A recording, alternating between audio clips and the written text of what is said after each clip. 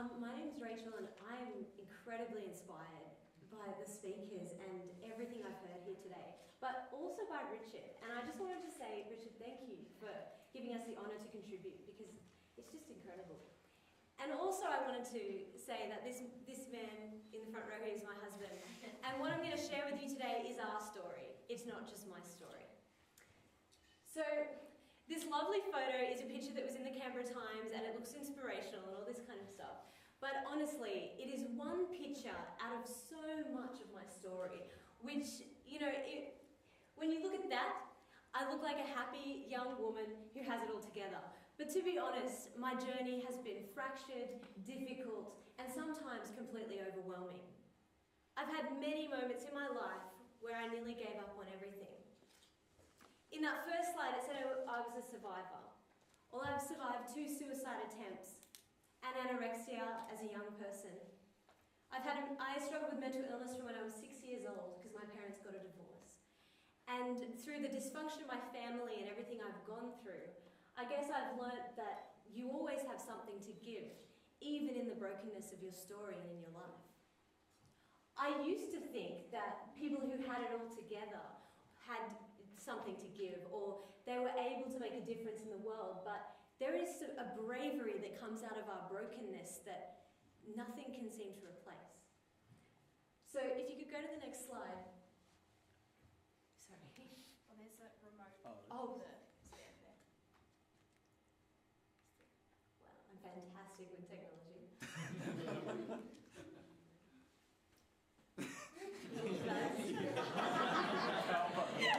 It's that one. It's that one. Okay.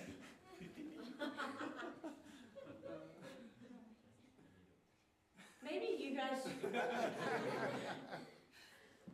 I'm a survivor of the PowerPoint as well. Okay, so Mother Teresa writes, "We think sometimes that poverty is only being hungry, naked and homeless.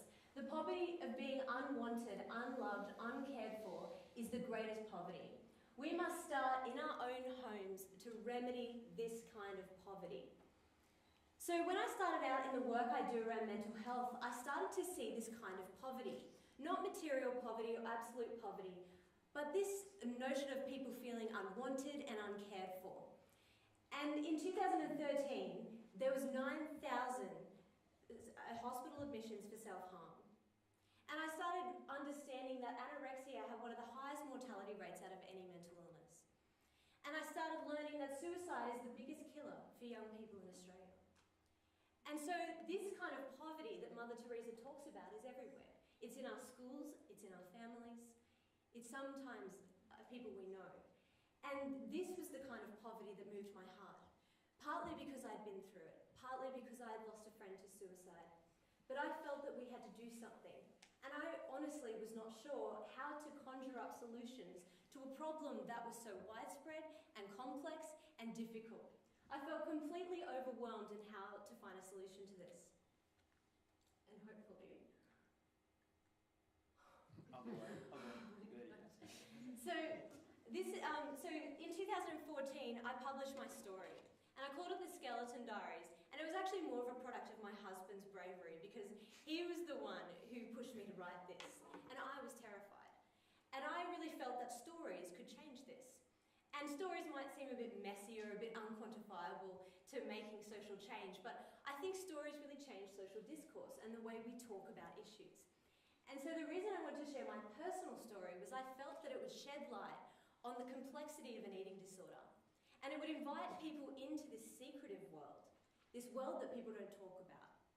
And it would show people that there is hope, even in the darkness of psych wards.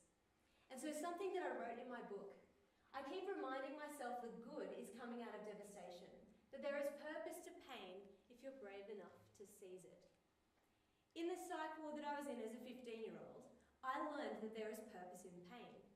That you don't necessarily have to hide your scars, but you can share your pain with others in, not in an awful way, but in a way where you're showing people that there is hope.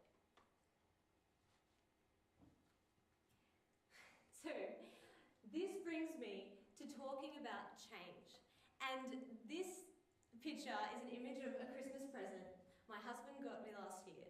And Tom basically said that for Christmas, we would go swimming with seals.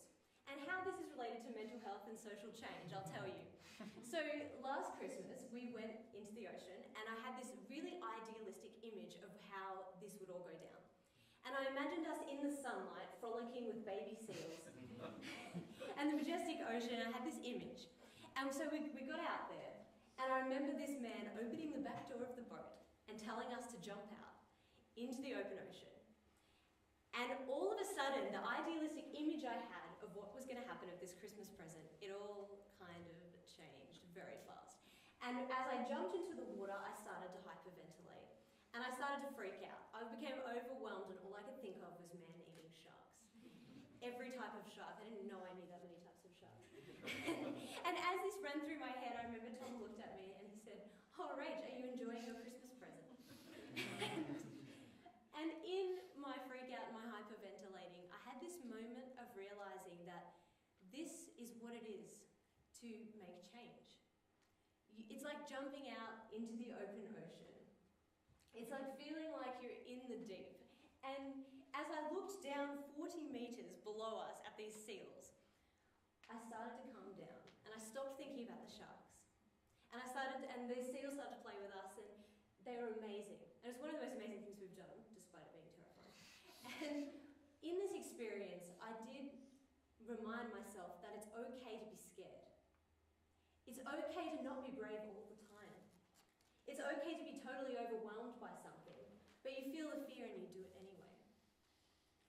And so, this brings me to my first, lesson I've learned from making change in this area of mental health. And my first lesson that I want to share, mostly with the young people here, especially with those of you who are going to do the Dirrum Challenge, is learn how to swim.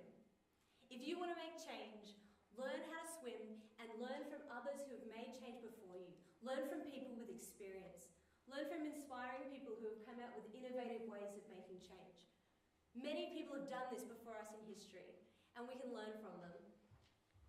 Find a mentor. I mentor many young women, but I also have mentors of my own.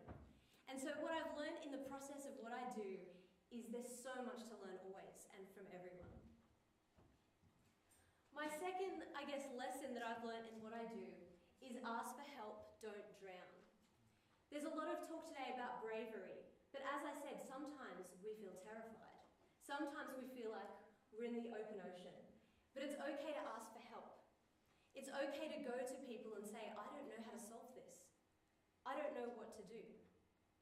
I found that it's by asking for help that you are able to shape solutions that are much more in depth, that are much more contextual and much more appropriate for what you want to do.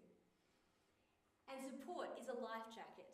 Without Tom, without people in my life, I would not have been able to publish my book. I would have been too frightened.